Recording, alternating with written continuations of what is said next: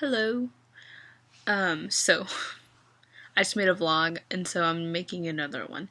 But it's gonna be a topic that kind of ties into that last one, if you watched that last one. If you didn't, then yeah, it's gonna be kind of hard to understand. Maybe not. But yeah, okay, so this vlog is called BTS Obsession.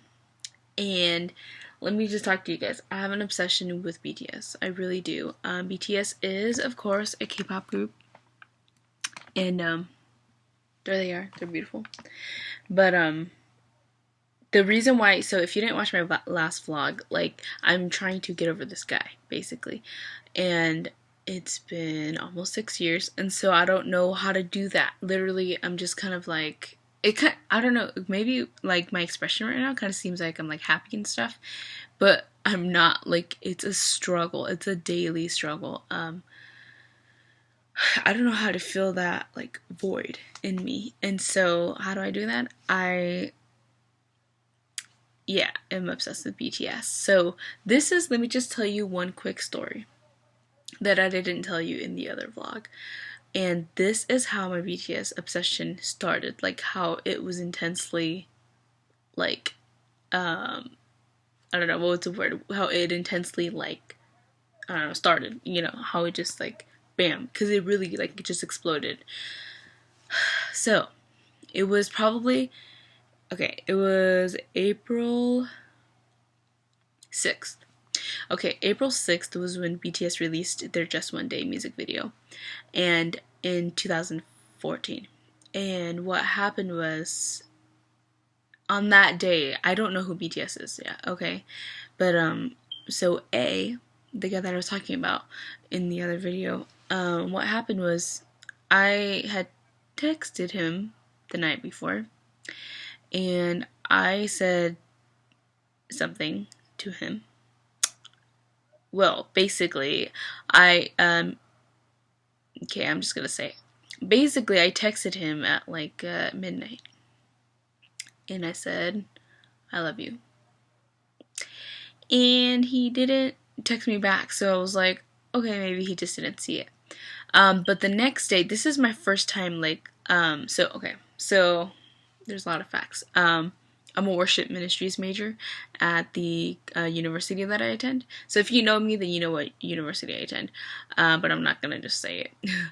But I'm a worship ministries major, which is music in the church. And so this is my first time leading worship at my university. Okay, and so we just had practice, and then I went back to my dorm with my roommate who was leading worship with me. And I texted him. We were just having like a deep conversation, and then I just texted him, I love you. That next morning, because we have sound check at 6 in the morning, okay? And then after that, then we lead worship at 10:20-ish, around there. And so, man, this is like, this is my phone right here. Okay, this was me. Like, I was just sitting there listening to, like, announcements and stuff. And then A texts me back, okay? And he was just like, he wrote me a long paragraph. And he was just like, hey, like, I know it's been a long time, He's like, I used to have feelings for you, but I just don't feel that way anymore. And, like, I don't love you. I don't love you. That's what he said. I don't love you, and I don't think that I could. And that, like, okay, he said, I don't love you, and I don't think I ever will. Okay. And then, right after I read that on my phone, the pastor was like, and let's invite the worship team up to lead worship. Then I was like, turn off my phone and led worship. That literally, like, it happened like that. Like, there was no split second between that time. I don't like he was doing announcements and stuff, and right when I finished reading that text message, I had to turn it off, and then I just went and led worship. And I had to, like, hold back everything that I was feeling at that moment, because, I had to lead worship for the whole school.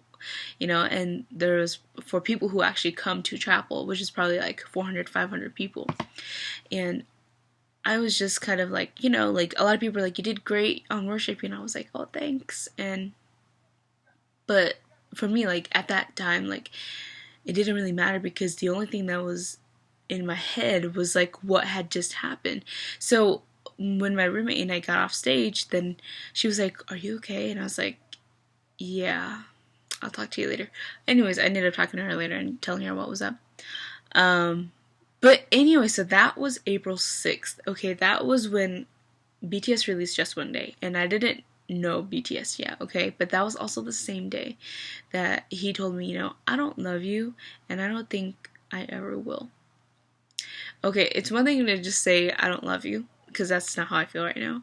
But when you say like, and I don't think I ever will, like that hurts because that just says, you know, like I'm not going to give you the like I'm not going to have the opportunity to love you or give myself the option to love you because I don't think that I will ever love you in the future or I will ever allow myself to love you.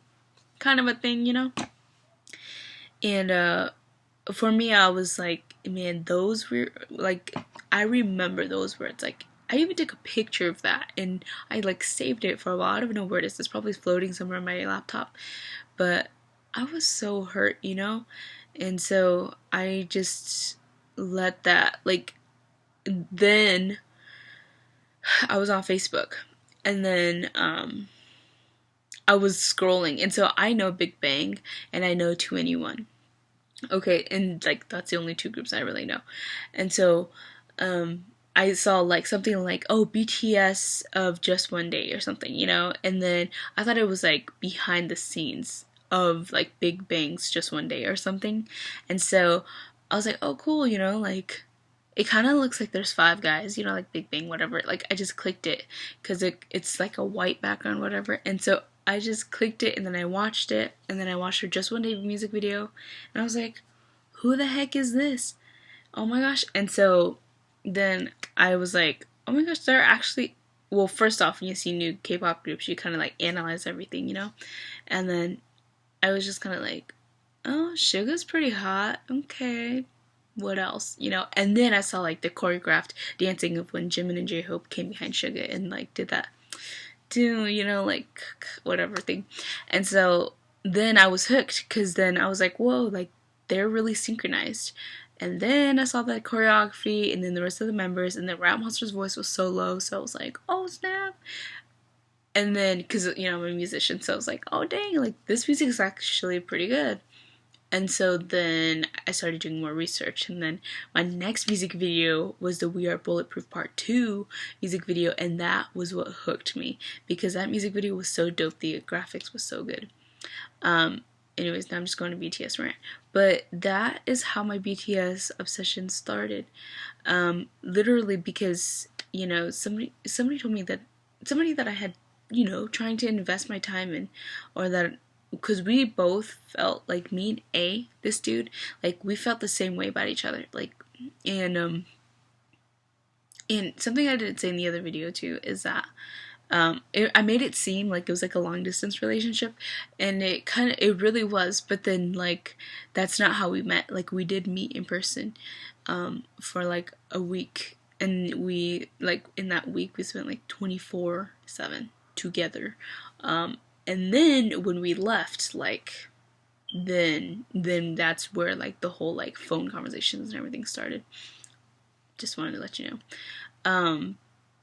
But yeah, and so that's how my BTS obsession started, because that happened on April 6th. And literally when it happened, dude, I couldn't go to class. Like, I didn't know what to do. And my roommate was just like, you know what, take your time, do whatever you need to do. Like, I try to be top A student. Like, I like will not settle for a B, but just recently I have been. But then like I will be like A plus or A, or you know what, even now I'm just kind of like fine, B plus, you know, B. But then I would not settle for anything less, you know. And so it like I took like a whole week off, literally, and like nobody knew that except for my roommate because she was there, you know. And yeah, I just like took a whole week off of like classes. Like I would go to class, sure, like, but I just usually like put on makeup a little bit, but I went, I was zoned out, man. I don't even know if I took notes. I was just there just so I could be there for attendance. Like I would skip, man, I skipped so many classes like in that week. That was probably like, because I never skip class. And so that week I was like, you know what, if I'm given 3 absences, I'm gonna take it. And so I just like skipped all of it. And because I didn't know how to deal with myself, you know. Anyways, this is a really long video too. Oh my gosh. But yeah, so this video is called BTS Obsession, and this is how my BTS obsession started. I think only like a few people know this story actually. Just my recent roommates, because I have new roommates. I did have new roommates. They know the story, and then I think my old roommate only. They're the only like two or three people. Like they're the only ones that know the story, and so I'm actually like vlogging this because literally I don't know what else to do, and so I have to like put it somewhere. Ugh, get the feels out somewhere. But anyways, yeah. That's how my BTS obsession started. I keep saying that over and over again because I'm seriously like obsessed with BTS. I have like 5 accounts for BTS on Twitter.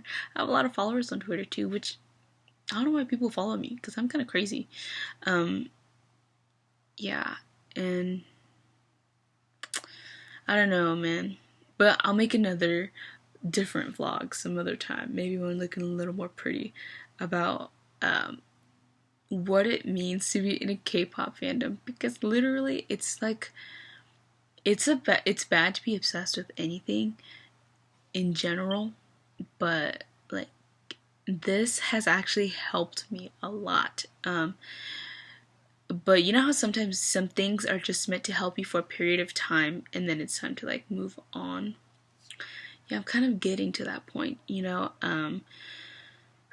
But I'll make a video later. Anyways, Sunny Hill.